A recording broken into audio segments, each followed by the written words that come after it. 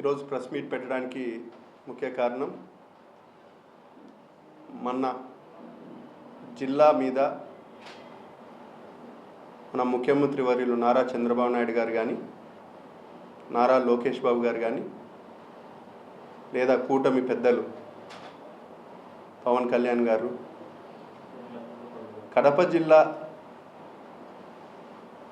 సమగ్ర అభివృద్ధి మీద పూర్తి దృష్టి సాధించినారు. దాంతో భాగంగానే జేఎస్డబ్ల్యూ స్టీల్ ప్లాంట్ పనులను ప్రారంభించడం కానీ అంతకుముందు నెలలో లోకేష్ బాబు గారు సోలార్ ఎస్ఏఎల్ కంపెనీ సంబంధించి 600 మెగావాట్లు కూడా గ్రిడ్ కనెక్ట్ చేయడం, మరొకసారి లోకేష్ బాబు గారి ఈ నెల అంటే నిన్నటి దినాన దాల్మియా సిమెంట్ సంబంధించి సెకండ్ లైన్ కూడా పనులను ప్రారంభించడం జరిగింది నిన్న. ఇది 15 నెలల లోపలనే ఈ సెకండ్ ప్లాంట్ పనులు పూర్తయి ఉపాధి ఉద్యోగ అవకాశాలు కల్పించే విధంగా నిన్నటి దినాన భూమి పూజ కూడా జరగడం జరిగింది. దానికి పునీత్ దాల్మియా గారు, నారా లోకేష్ బాబు గారు ముఖ్య అతిథులుగా రావడం, ఈ విధంగా కడప జిల్లాలో దాదాపు 2014 నుంచి 24 వరకు ఏదైతే అభివృద్ధి కుంటుపడిందో, మరీ ముఖ్యంగా 19-24 మధ్యలో గంపగుత్తగా ఓట్లు వేయించుకొని నేను ఈ రాష్ట్రానికి ముఖ్యమంత్రి అయితే కడప జిల్లా బిడ్డను, నేను రాజన్న రాజ్యం తిరిగి తీసుకొని వస్తా ఇట్లా మాటలు చెప్పి అధికారంలోకి రావడం జరిగింది 2019లో ఒక్క ఛాన్స్ అని చెప్పి.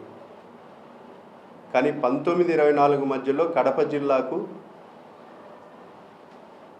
₹1 పెట్టుబడి కూడా రాలేదని కూడా ఈ సందర్భంగా తెలియజేస్తాను. కానీ ఈ 2 నెలల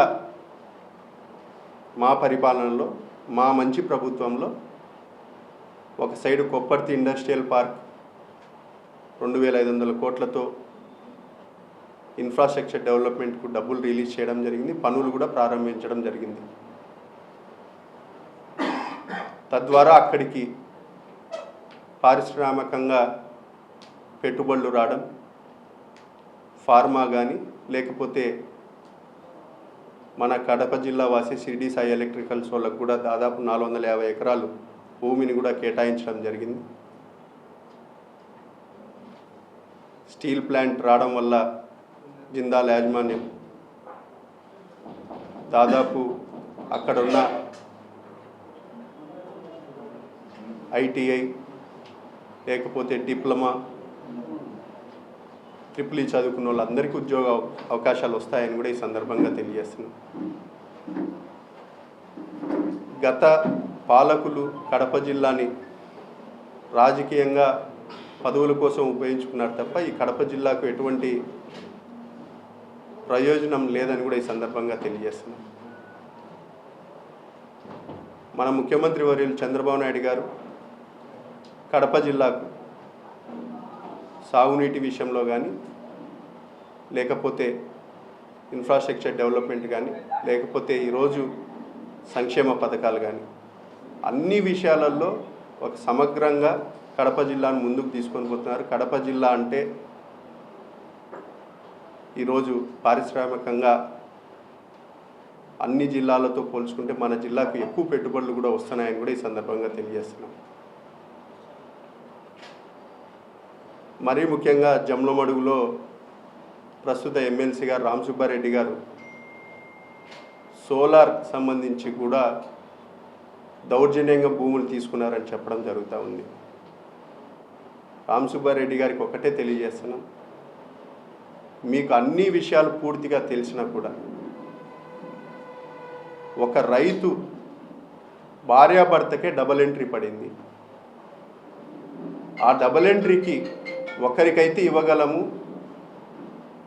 భార్యకు భర్తకు మీరు రిజిస్ట్రేషన్ చేపించేది 4 ఎకరాలకే, మేము 9 ఎకరాలకి ఎట్లా ఇవ్వగలము అనేది కంపెనీ వాళ్ళు హోల్డ్ చేసి పెట్టినారు. కన్సర్న్ తీసుకున్నారు, భర్తకు 1,50,000 రూపాయలు కూడా ట్రాన్స్ఫర్ చేసినారు. కానీ రాజకీయ లబ్ధి కోసం నోరు ఉందని చెప్పి గట్టిగా మాట్లాడితే యువతలో ఎవరైనా భయపడతారంటారు. అటువంటి పరిస్థితులు ఏం లేవు. ఎందుకంటే జీవితాంతం అబద్ధాలు, ఒక అభివృద్ధి నిరోధక పరిస్థితి నాయకుడివి నువ్వు. నీ టెన్యూర్లో ఏ రోజే కానీ ఉపాధి ఉద్యోగ అవకాశాలు కల్పించే విషయంలో నువ్వు ఎప్పుడే కానీ నీకు నీ టైం బాగాలేదో లేకపోతే నీకు చిత్తశుద్ధి లేదో కానీ ఎప్పుడే కానీ నీ టైంలో అభివృద్ధి జరగలేదు.